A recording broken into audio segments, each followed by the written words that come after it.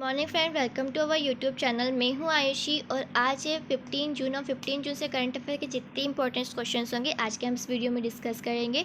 तो बढ़ते हैं हमारे क्वेश्चंस की तरफ। तो आज का हमारा पहला क्वेश्चन है, विश्व रक्तदाता दिवस वर्ल्ड ब्लड डोनर डे कब मनाया जाता है? तो इसका सही आंसर है ऑप्शन नंबर सी, 14 जून को मनाया जाता है ब्लड डोनर डे। तो विश्व रक्तदाता दिवस जो है वर्ल्ड डोनर डे हर साल जो 14 जून को मनाया जाता है और 2021 के लिए जो विश्व रक्तदाता दिवस का नारा था वो था give blood and keep the world breathing. और विश्व रक्तदाता दिवस 2001 का जो मेज़बान देश था वो था इटली। और हर साल जो है लैड स्टीनर की जयंती पर 14 जून 1868 को विश्व रक्तदाता दिवस मनाया जाता है। तो लैड स्टीनर के बारे में आपने सुना ही होगा, इन्होंने ही रक्त समूह के बारे में सब कुछ इन्फॉर्मेशन दी थी। सबसे पहले इन्होंने ही रक्त के बारे में बताया था। तो इनकी जयंती के दिन इनका जो डेट ऑफ बर्थ था वो था 14 जून 1868 में ये हुए थे। और इसी दिन को लेकर 14 जून को लेकर जो है विश्व रक्तदाता दिवस मनाया जाता है। और इस कार्यक्रम को पहली बार जो बनाया गया था वो 14 जून 2004 को विश्व स्वास्थ्य संगठन international federation of red cross and red crescent societies द्वारा मनाने जाने की शुरू किया गया था। और जिसका उद्देश्य क्या था? जिसका उद्देश्य यही है कि स्वस्थ व्यक्ति द्वारा स्वैच्छिक रूप से और अवैतनिक रूप से जो है सुरक्षित रक्तदान की आवश्यकता के बारे में जन जागरूकता को बढ़ावा देना। मतलब डोनर के लिए वो कहना है कि आप ब्लड को डोनेट करें, तो एक जागरूकता फैलाना। मतलब जो लोग दे सकते हैं ब्लड वो काफ़ी सारा अपना ब्लड डोनेट करें, अगर उन्हें जब भी टाइम मिले तो ब्लड डोनेट करें और वो पैसों के लिए ब्लड को डोनेट ना करें। इस चीज़ को जागरूकता बढ़ाने के लिए जो है स्वैच्छिक रूप से अपनी इच्छा से आप इस चीज़ को करें। तो रक्तदान की आवश्यकता के बारे में जन जागरूकता को बढ़ावा दें, क्योंकि इस वजह से जो है रक्त की कमी की वजह से जो है काफ़ी ज़्यादा जानें चली जाती है। तो अगर आप दे सकते हैं तो आपको देना चाहिए, बहुत अच्छी चीज़ है। मतलब देने से खून में कभी कमी नहीं होती। जितना आप खून मतलब देते हो ना, जब भी ब्लड डोनेट करते हो तो कहीं ना कहीं अपनी यूनिट आपकी बढ़ती ही है। तो बढ़ते हैं हमारे नेक्स्ट क्वेश्चन की तरफ। हाल ही में क्वेश्चन नंबर सेकंड है हमारा, हाल ही में जो भारत महिला पहलवान है उन्होंने पोलैंड ओपन में 53 किलो भार का वर्ग स्वर्ण पदक जीता है। तो ये भारतीय महिला पहलवान जो थी वो है विनेश फोगाट। इन्होंने जो है पोलैंड ओपन में 53 किलो भार में स्वर्ण पदक जीता है। तो इसकी थोड़ी हम डिटेल में और पढ़ेंगे। आप पिक में देख रहे होंगे विनेश फोगाट को। तो हाल ही में ये जो भारतीय महिला है विनेश इनका नाम, और पहलवान है, महिला पहलवान है, इन्होंने पोलैंड ओपन में 53 किलो भार में स्वर्ण पदक जीता है। और इसमें याद रखने वाली बात यह है कि ये जो है हरियाणा के भिवानी ज़िले में रहने वाली है। हरियाणा के भिवानी ज़िले में रहने वाली भारत स्टार महिला पहलवान विनेश फोगाट ने टोक्यो ओलंपिक से पहले ही पोलैंड ओपन में 53 किलोग्राम गोल्ड मेडल जीत लिया है। मतलब इन्होंने टोक्यो ओलंपिक के पहले ही पोलैंड ओपन में जीता है। मतलब जाहिर सी बात है कि ये टोक्यो ओलंपिक में भी गोल्ड मेडल ला सकते हैं। और इसमें नोट करने वाली बात यह है कि इन्होंने जो विनेश फोगाट है एशिया खेलों में स्वर्ण पदक जीतने वाली जो है पहली भारतीय महिला पहलवान है। तो इसमें याद रखने वाली और नोट करने वाली बात यह है, क्योंकि जो भी चीज़ पहली होती है वो मोस्ट इंपॉर्टेंट होती है। तो आप इस चीज़ को नोट करिए। और इन्होंने जो है 53 किलोग्राम गोल्ड मेडल जीत लिया। 53 किलोग्राम जो वर्ग था उस वर्ग में जो है इन्होंने स्वर्ण पदक जीता है। तो ये भी इंपॉर्टेंट है, इसे भी याद रखिएगा। तो बढ़ते हैं हमारे नेक्स्ट क्वेश्चन की तरफ।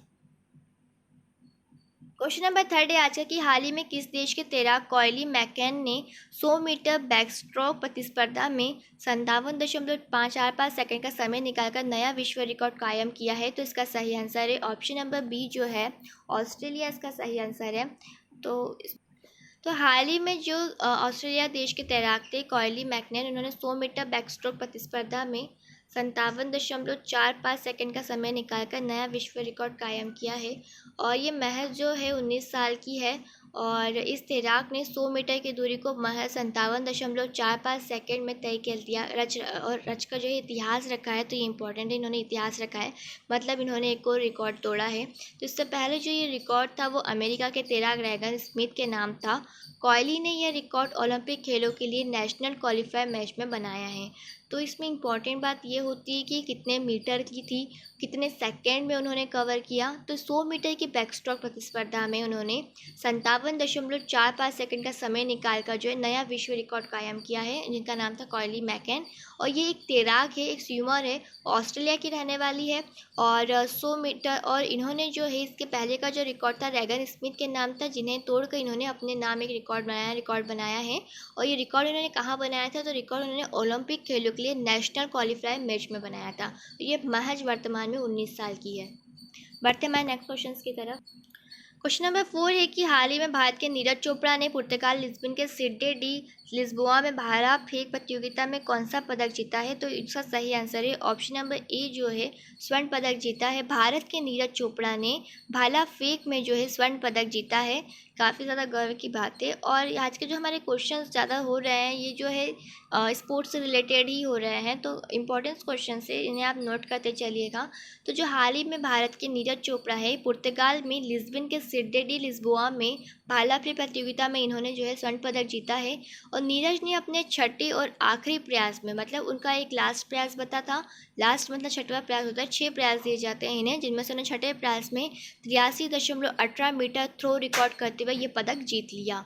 पुर्तगाल के लियोडो रोमांस जो है 72.46 मीटर के थ्रो के साथ सेकेंड पोजीशन पे रहे।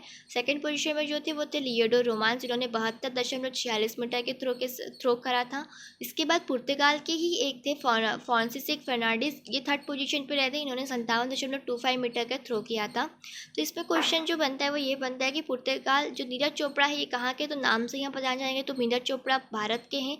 तो किस वर्ग के खिलाड़ी हैं, तो ये जो है भाला फेंक के है, भाला फेंक में ही है। इन्होंने जो है हाल ही में स्वर्ण पदक जीता है। और इन्होंने अपने लास्ट प्रयास में 83.18 मीटर का थ्रो किया था, और इस थ्रो के ज़रिए ये पदक उन्होंने अपने नाम किया है। तो ये इनकी फ़ोटो दिख रही है, और इनसे चेहरे से भी आप अगर जानना चाहें तो पहचान सकते हैं। बढ़ते हैं हमारे नेक्स्ट क्वेश्चन की तरफ। क्वेश्चन नंबर 5 है आज का कि इजराइल के नए प्रधानमंत्री के रूप में किसने शपथ लेकर कार्यभार संभाला है, तो इसका सही आंसर है option number A Naftali Bennett ने संभाला है ये कार्यकाल। तो हाल ही में जो है इजराइल के नए प्रधानमंत्री जो है वो नफ्ताली बेनेट ने है, इन्होंने अभी कार्यभार संभाला है। 13 जून को इजराइल के प्रधानमंत्री के पद की शपथ ली है इन्होंने। हाँ, थोड़ी सी ये बात होगी कि बेंजामिन नेतन्याहू जो थे इसके पहले बने थे प्रधानमंत्री, और एकदम से जो है फिर से एक बार प्रधानमंत्री का चुनाव कर दिया गया है। वो इसलिए क्योंकि जो बेंजामिन नेतन्याहू थे उस टाइम पे जो था कि उन्होंने गठबंधन की सरकार रख दी थी, और गठबंधन की सरकार में उन्होंने काफ़ी सारे बातें रख दी थी जिसे माना नहीं गया, और कहीं ना कहीं वापस से इलेक्शन हुए इसराइल में, और उसके ज़रिए जो नए प्रधानमंत्री बने हैं वे हैं नफ्ताली बेनेट, जिन्होंने 12 साल के प्रधानमंत्री जो पद पर काबिज बेंजामिन नेतन्याहू को कार्यकाल को जो है फाइनली ख़त्म कर दिया है। और इजराइल के नए प्रधानमंत्री नफ्ताली बेनेट डिफेंस फोर्सेस की एलिट कमांडो यूनिट सायरेट मटकल और मलगन की कमांडो जो है रह चुके हैं, तो ये भी आर्मी से रिलेटेड ही रह चुके हैं। और हाल ही में जो है इजराइल के नए प्रधानमंत्री के रूप में कार्यभार संभालेंगे, और 13 जून को इन्होंने जो है अपनी इजराइल के प्रधानमंत्री पद की शपथ ले ली है। क्वेश्चन नंबर 6 है हाल ही में रक्षा मंत्री राजनाथ सिंह ने अगले 5 वर्षों के लिए रक्षा क्षेत्र में अनुसंधान और नवोन्मेष के लिए कितने करोड़ रुपए के बजट को मंजूरी दी है, तो इसका सही आंसर है ऑप्शन नंबर बी जो है 498.8 करोड़ रुपए की इन्होंने जो है रक्षा क्षेत्र में जो है अनुसंधान नवोन्मेष के लिए अपना बजट तैयार किया है, करोड़ों का बजट तैयार किया है। तो इसमें हम थोड़ी सी और डिटेल में तो राजनाथ सिंह का जो उद्देश्य है वो ये है इस योजना का कि सैन्य उपकरण और हथियारों का जो हम आयात कर रहे हैं उसमें कमी आए, और भारत को ही रक्षा विनिर्माण का केंद्र बनाकर सरकार की कोशिश का हिस्सा ये है कि भारत में ही इन सब चीज़ों का जो है विनिर्माण का जो केंद्र बन जाए, मतलब ये सारी चीज़ें जो है हमारे ही देश में कहीं ना कहीं बनने लग जाए, मतलब हमारे देश में इनका सब निर्माण होने लग जाए, तो हमारी आयात में कमी आ जाएगी। तो यही कोशिश है रक्षा मंत्री राजनाथ सिंह की, और इन्होंने इसलिए 498.8 करोड़ रुपए का जो है इसमें बजट की मंजूरी दी है।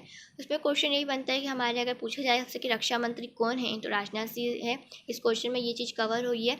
और इन्होंने कितने अनुसंधान और नवोन्मेष के लिए रक्षा क्षेत्र में अनुसंधान और नवोन्मेष के लिए, मतलब अनुसंधान और नई चीज़ होने के लिए कितने करोड़ रुपए का वो दिया है, मंजूरी दी है, तो 498.8 करोड़ रुपए की। बढ़ते हमारे नेक्स्ट क्वेश्चन की तरफ। हाल ही में किस महावीर चक्र प्राप्तकर्ता दिग्गज सैनिक का निधन हो गया है जिन्हें द्वितीय विश्व युद्ध में भी भाग लिया था, तो इसका सही आंसर है ऑप्शन नंबर सी जो है इसका सही आंसर है ब्रिगेडियर रघुवीर सिंह का हाल ही में निधन हो गया है। तो हाल ही में जो महावीर चक्र प्राप्तकर्ता दिग्गज सैनिक जो थे ब्रिगेडियर रघुवीर सिंह, इन्हें जिन्होंने द्वितीय विश्व युद्ध में भाग लिया था, इनका हाल ही में निधन हो गया है। तो इनकी हम थोड़ी सी डिटेल में बात करेंगे, तो आप इस स्पीच को थोड़ा सा जूम कर लेना और इसमें मतलब सारी बातें क्लियर है।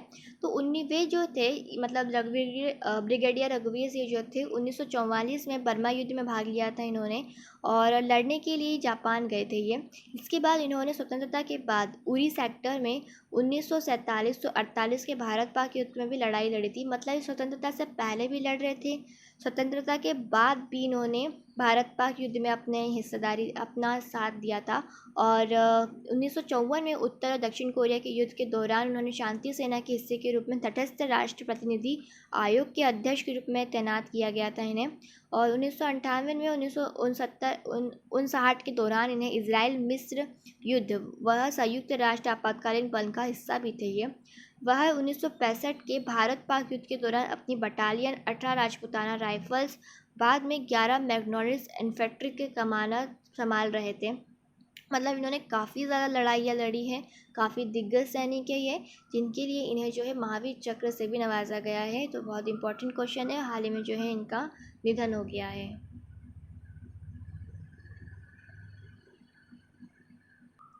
क्वेश्चन नंबर 8 थी आज का कि कौन सा देश 15 जून से दुनिया का पहला मास्क मुक्त देश बन जाएगा। तो इसका सही आंसर है ऑप्शन नंबर सी जो है इजराइल जो है हाल ही में 15 जून से दुनिया का पहला मास्क मुक्त देश बन जाएगा। को जो इजराइल है इन्होंने 15 जून से दुनिया का पहला मास्क मुक्त देश बन जाने की घोषणा कर दी है। तो इस बात का ऐलान जो था वो इजराइल के स्वास्थ्य मंत्री यूली एडलस्टीन ने किया है कि हमारा जो देश है 15 जून से मास्क मुक्त देश बन जाएगा। और देश के बाहर इन्होंने ऑलरेडी जो है मास्क पहनने के नियम को पूरी तरीके से ख़त्म कर दिया है, और धीरे धीरे देश भी जो है देश के अंदर की सीमाओं में भी ये मास्क पहनने वाली जो कोरोना से जो डर की चीज़ है इसे भी ये पूरी तरह से ख़त्म कर देंगे। तो ये मास्क मुक्त देश बन जाएगा पहला, तो इसे भी याद रखना। क्वेश्चन नंबर 9 है हाल ही में किस व्यक्ति को विस्फोट प्रतिरोधी हेलमेट विकसित करने के लिए NSG काउडर IED और काउडर रेरिज्म इनोवेटर अवार्ड 2021 से सम्मानित किया है। तो इसका सही आंसर है शैलेंद्र गोविंद गढ़पुले जो थे, इन्हें जो है NCC काउंटर LED काउंटर और टेररिज्म इन्वर्टर अवार्ड 2021 से सम्मानित किया गया है। इसका सही आंसर है ऑप्शन नंबर बी, इसका सही ऑप्शन है। तो आप ये देख सकते हैं कि उन्होंने कुछ इस टाइप का एक हेलमेट बनाया है। ये हेलमेट जो है विस्फोट प्रतिरोधी हेलमेट है।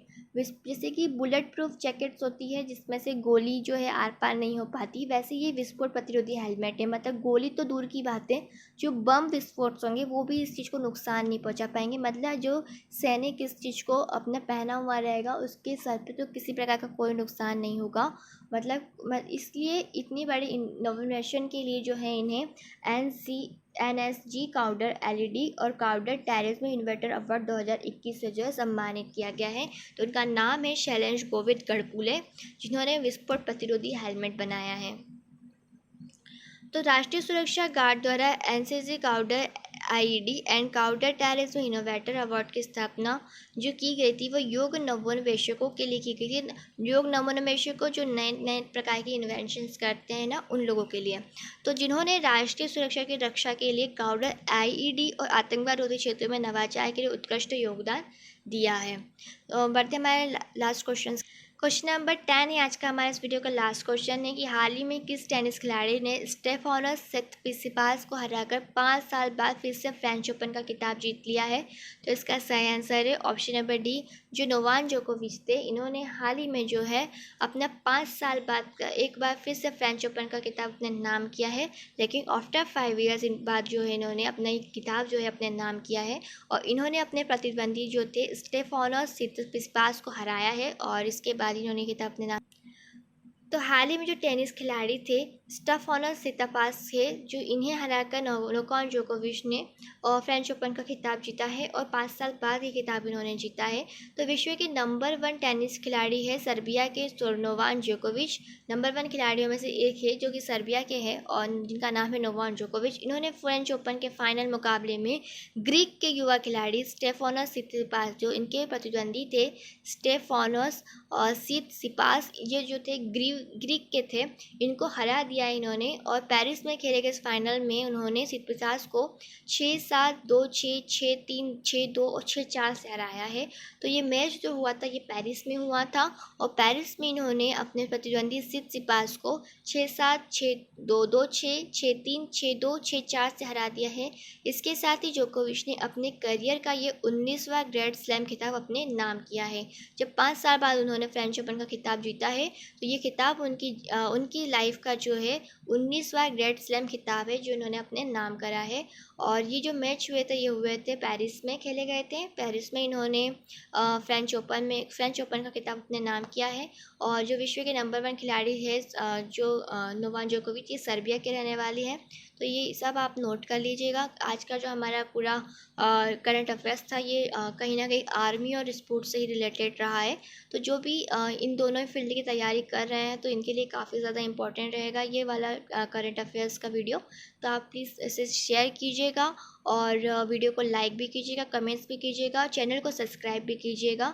तो थैंक यू। और इसके बाद जो अगर आपको इसका फ्री PDF चाहिए तो आप हमारे टेलीग्राम ग्रुप से जुड़ सकते हैं, जिसकी डिस्क्रिप्शन में मैंने आपको लिंक दे दी है। तो thank you, have a nice day.